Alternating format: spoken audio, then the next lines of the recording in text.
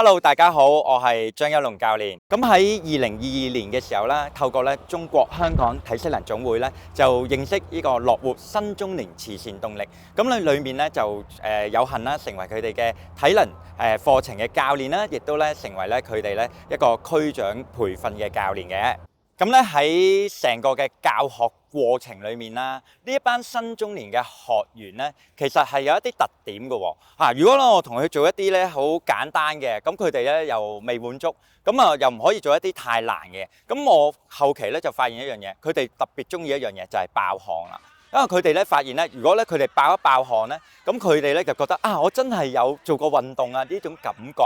咁當然我又要控制佢哋爆汗嘅程度。咁對於佢哋嚟講咧，其實係一個幾好嘅動機啦。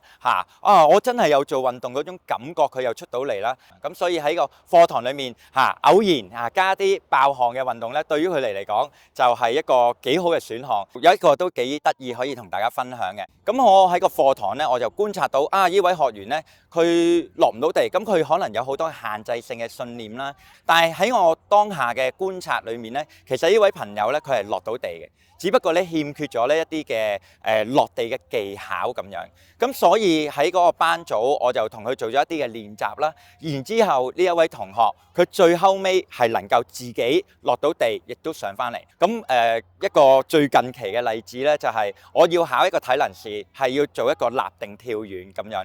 我最多都係跳到1.6米左右嘅啫。咁我突然間就諗翻呢一個例子啊。咁我就真係請教咗兩個即係專業嘅博士啊。咁教下我點樣跳呢個立定跳遠，係進步咗可以跳到2米嘅距離。咁我呢個都係一個對自己一個好好嘅啟發啦。好多人都會問一個問題嘅，其實做運動係為乜嘢嘅呢？但係對於我嚟講呢，就其實一個字嘅啫，就係個玩字，係為咗一方面有一個好嘅身體，第二方面就係揾一啲嘅錢，令到我哋可以做咩啊？可以玩咯。至於玩啲乜嘢我都唔知喎，因為大家有各自嘅喜好係嘛？即係點解我要去學咯？就係為咗玩咯。即係我覺得運動重新起動重心祝願咧大家咧都可以身體健康啦，玩得開心，食得暢快。多謝各位。